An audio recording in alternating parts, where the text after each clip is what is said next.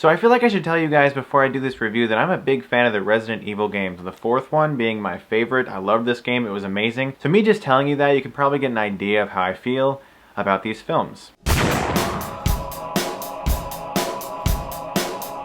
Resident Evil Retribution, or Resident Evil 5 to those who haven't been counting. There are 5 of these now. 5 of them. Now I'm not a fan of these movies at all, alright? I went into this movie with absolutely zero optimism, but if this movie was good, I would have eaten my words and said, you know what, this movie's actually good. I like these games, but good job, Paul W.S. Anderson, you actually made a good movie. That's not the case at all. Just to let you know, this is a horrible movie. But let's talk about the plot. Yeah, there's no plot. Milla Jovovich is in some sort of world where they control her mind or something. She's in some facility of some kind, and then the Red Queen hologram little girl from the first film is back. She wakes up and it's like she's in a normal world all of a sudden. She's like, oh, okay, here I am, and here's my family, and I'll just live this life, that's fine. Oh no, actually there's zombies outside, and so is Michelle Rodriguez in some random character she's never been in before. Then she realizes she's in some kind of elaborate hologram or something. This is all within the first like 10 minutes of the movie. I'm not spoiling a thing. I mean, this is literally within like the first 10 minutes of the movie. She wakes up in this cylindrical tube-like room. She's all half naked like in The Fifth Element and everything. And she realizes she was in some kind of hologram world for like 2 minutes, and they were projected images, and this daughter that she was caring about was actually a fake projected hologram of some kind, and now she has to try to get out of this facility because there's all these creatures in there, they're trying to kill her, and now she's suddenly attached to this holographic daughter, this daughter that's not real. She's not really her mother. You don't really understand what's going on. You really don't, because is this a real little girl? Because they start treating her like she's real, because 2 seconds ago she was a hologram and not real at all, and all of a sudden you're supposed to care about her. Where's this relationship gonna go? This little girl that you're caring about's a hologram, right? Or did I miss that? I don't know. I feel like an idiot, but this script is absolutely horrible. It's one of the worst scripts of the year for sure. Paul W.S. Anderson, man. Okay, let's continue with this review. I got that out of the way. But to go on anymore, I really feel like I have to examine the Resident Evil franchise. Why do these films get made? Because from what I can see, the majority of people aren't really fans of them, but they continuously get made.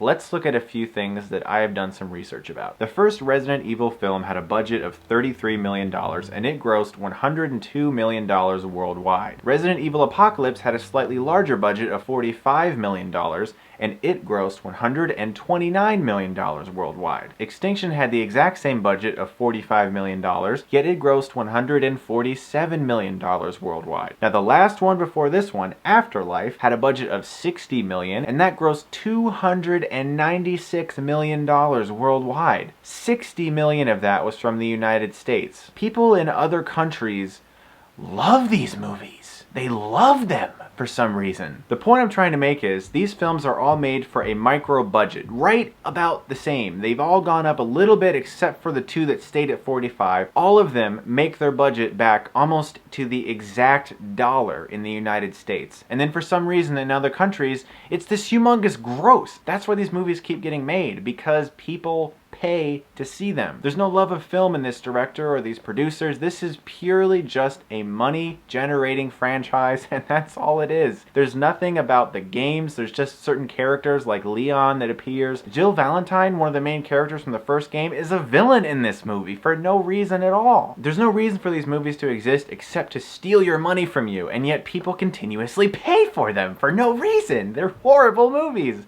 Stop paying for these movies. There are so many stupid things that happen in this movie. I'm gonna list a few of the ones that I can at least think of. Number 1, the plot is incomprehensible. It's dumb. Number 2, it's dumb. Number 3, every action scene is in slow motion. Everything is in slow motion. There's no sense of realism or excitement or suspense of any kind in these action scenes because everything is in slow motion. The Matrix came out in 1999, Paul W.S. Anderson. Stop copying it. It did it right. It used slow motion sparingly. It had most of the action in complete actual motion, the way you can actually see them fighting and you can see what they're doing, and then slow motion was added just at a few right spots to make you go, wow, that was amazing. This film copies off The Matrix. It copies off Aliens. There's a part where this giant creature kills like everyone, okay? There's no reason for this creature to show any mercy of any kind. It kills everyone in sight. It sees the little girl, the little hologram girl we're supposed to care for. It just takes her and puts her in some thing that preserves her alive, just like in Aliens, for no reason at all. See, in Aliens it worked because the alien creatures cocooned people so they could continue their race, because they let the people survive just long enough to impregnate them with their alien babies. That made sense. This movie, it makes no sense. It's just, oh, there's a little girl, I'm gonna put her in some slime ball thing so the hero can go rescue her. There's no suspense in that scene at all. It's just so fleeting and it just passes right by. It's horrible. There's a scene in a movie where a character gets out of a sticky situation by like blasting a hole through ice. This one person falls in the ice and there's zombies under there somehow swimming in the ice, and okay, we're good now, right? Why can't the zombies just crawl up through the hole? Of course they can't do that. They're not going to all crawl up through the hole because the hero's up there. No, they're going to stay down in the ice. That's what they're going to do. Even though there's a giant opening now for them to crawl up and kill her, it doesn't matter. Random things happen. Okay, like in the very beginning of the movie, when she is imprisoned in this strange cylindrical cell, Wesker just appears out of nowhere and says, you have to do all of this, and let me explain everything to you. And actually, I'm explaining it to the audience because the audience is dumb enough to not be able to figure it out themselves. That's what Paul W. S. Anderson was thinking as he wrote this screenplay, anyway. She's in prison, okay? She's in this cell. Alright? Magically, just a drawer just goes, and there's all of her clothes and weaponry and everything just in her prison cell. Why? Is it there? No, there's nothing. Michelle Rodriguez is in this movie because apparently she's Michelle Rodriguez and she's a horrible actress. My word, everyone in this movie is awful. The character Ada, who is, you know, from Resident Evil 4, the long red dress and everything, every line she says is audio dubbed. I am convinced that's not her voice, 100% not her voice at all. This is one of the worst films I've seen all year. As I've said, the only reason these movies exist are to generate money for studios. There are so many great directors out there who have a vision, who want to make something that actually matters, something that will impact cinema, something that will be art, and they don't get to make their movies. These studios just continue to let people like Paul W. S. Anderson make his Resident Evil movies and his Three Musketeer movie and everything, and just, they're horrible. Paul W. S. Anderson writes his movies like a little 4-year-old, and I'm sick of it, okay? I'm sick of it, dude. Stop making movies where everything's in slow motion, where the script is horrible. You have an idea of how to frame a shot. I can tell that you have an idea of how to make a good-looking movie.